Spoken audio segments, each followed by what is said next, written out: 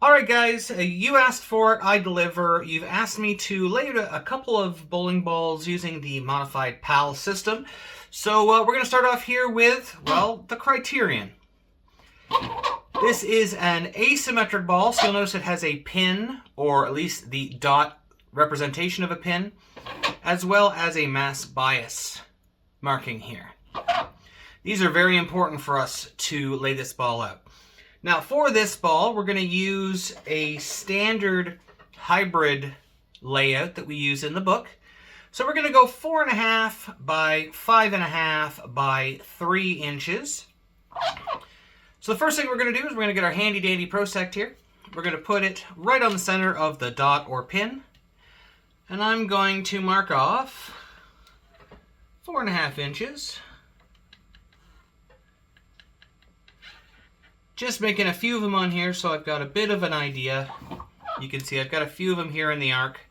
So that way, when I put my 0 here on my prosect on the mass bias to find the 5.5 inches, I've already got an idea. You can see right here where my PAP is. So right here. So we've gone 4.5 inches pin to PAP, and then 5.5 inches mass bias or PSA to PAP. The next thing we're going to do is we're going to mark our pin over line. So we're going to put our 0 on our prosect back here, right by our pre-drilled pin to mass bias line, and we're going to mark off a few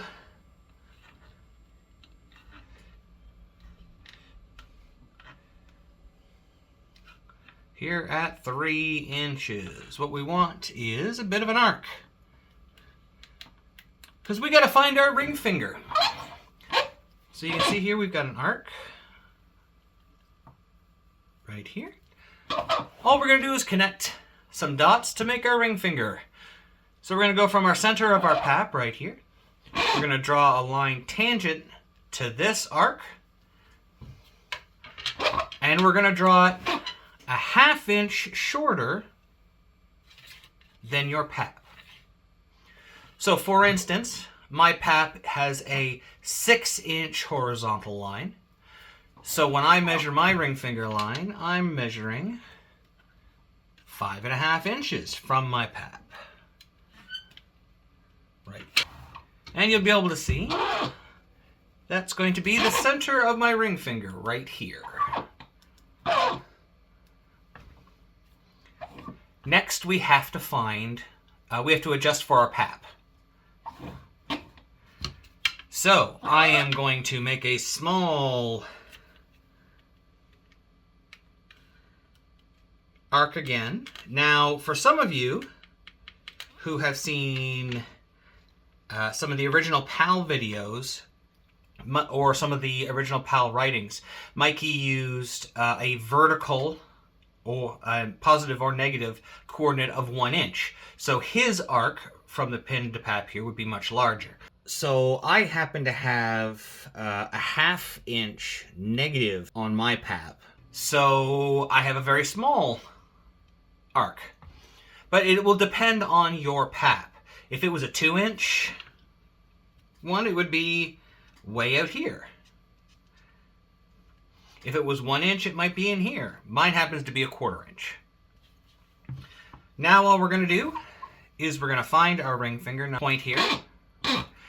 And the arc for our PAP. And we're going to run another tangent here. So the tangent from the top of this arc through the ring finger.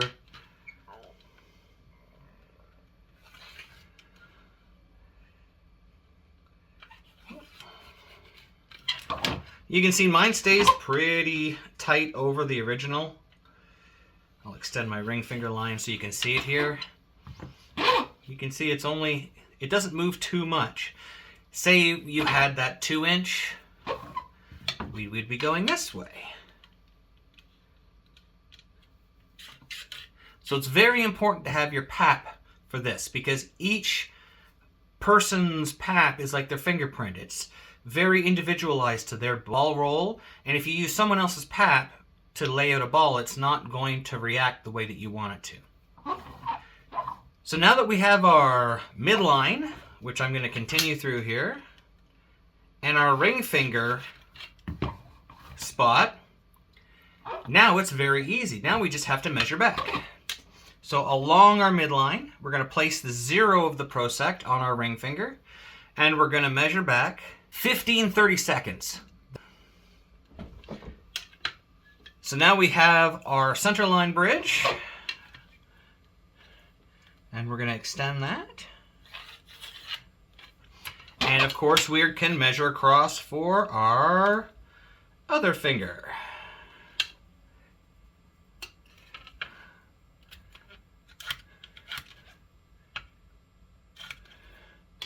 And there we go. That's where our finger holes will go. And you can see we're still 4.5 inches pin to PAP, 5.5 inches mass bias to PAP, and 3 inches pin over line. Thanks for watching. Don't forget to like and subscribe and turn on notifications so you never miss a show. So until next time, guys, we'll see you laneside.